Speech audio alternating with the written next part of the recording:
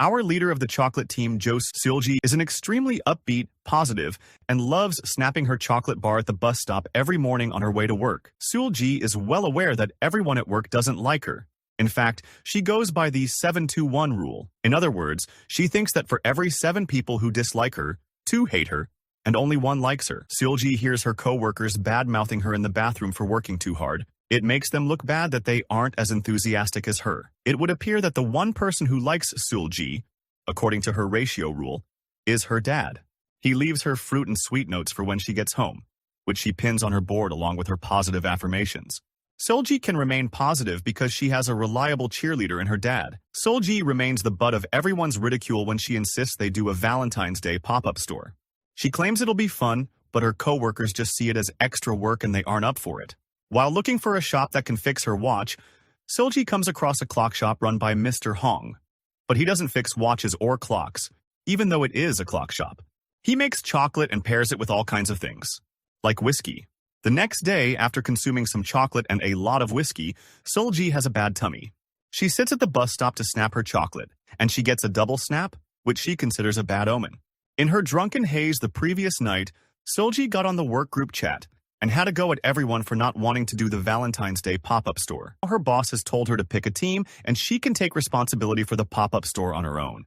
Seul-gi had briefly met Hyun-nam before, and even though Hyun-nam wants to quit the company and doesn't want to join Seul-gi's team, she follows her around trying to get her to help.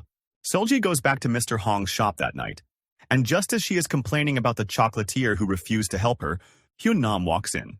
Seul-gi and Hyun-nam end up getting a little intoxicated at Mr. Hong's shop, and he encourages them to be friends. Hyun-nam is a bit of a loner and seems very despondent about everything.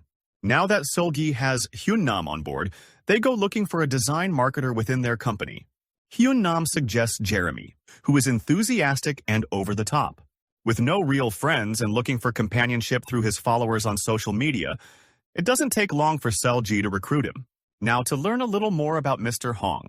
He doesn't say much, but he has a knack for pulling out of people how they are feeling and comforting them with chocolate and drinks. We learn that the clock shop once belonged to his parents. They went to visit his sick grandma one day and never came back. In a flashback, we see a very upset younger version of Mr. Hong crying in his black morning suit outside of the store. He's being comforted by an older gentleman who gives him chocolate and encourages him to find happiness in the taste. The older gentleman visits again in the current timeline, and Mr. Hong offers him some chocolate and soju. It's worth noting that Mr. Hong doesn't remember at this point that this is the same man who comforted him as a child. The older gentleman has a bite of chocolate and pushes it away, claiming that the chocolate is like the clocks in this place. Then the older gentleman asks Mr. Hong why he makes chocolate. Does it make him happy?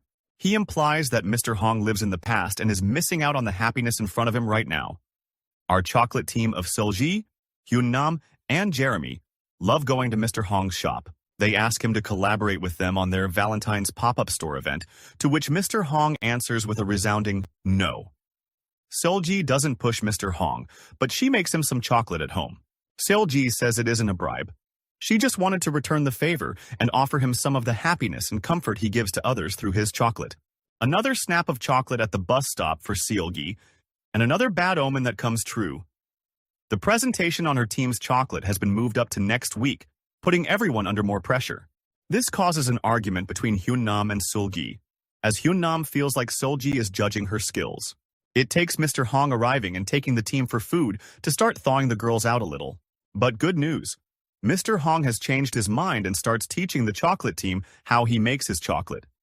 Seul-gi and Hyun-nam make up and admit they were both having a hard time with the extra pressure. At the presentation for their new chocolate, the founder of the company and honorary chairman is none other than the older gentleman who frequents Mr. Hong's shop. And even though he likes our team's chocolate, it doesn't meet the quality standards for the company, so they are told it's not good enough. Good at putting on a front, Seul-gi has managed to keep it together until she goes home. But her dad knows there's something up. Dad tells Seul-gi that he liked the chocolate she made. He could feel his daughter's warm heart. Dad continues that he will always support Seul-gi's dreams, and if she wants his help, she has it. If she wants to rest, he will wait for her. With this, Seul-gi's floodgates open, and she lets out all of her disappointment from the day. Our team of 3 go to see Mr. Hong, and he makes them realize that the criticism about their chocolate was probably right. And even though at work they have all gone back to where they were before, Seul-gi back to her unpleasant team, Jeremy in design, and Hyun-nam turning in her resignation, they decide to give their chocolate one more try. They make their final batch, and when our older gentleman visits Mr. Hong again, he tries their chocolate and thinks it's marvelous. Mr. Hong admits he made it with his friends. The older gentleman pats Mr. Hong on the shoulder and tells him today is just the start. And as the older gentleman disappears into the night, Mr. Hong remembers him from when he was a child and is overwhelmed with gratitude for the comfort this man gave him. At the end of our story, Seul-gi visits Mr. Hong and explains that there is something he is better at than making chocolate.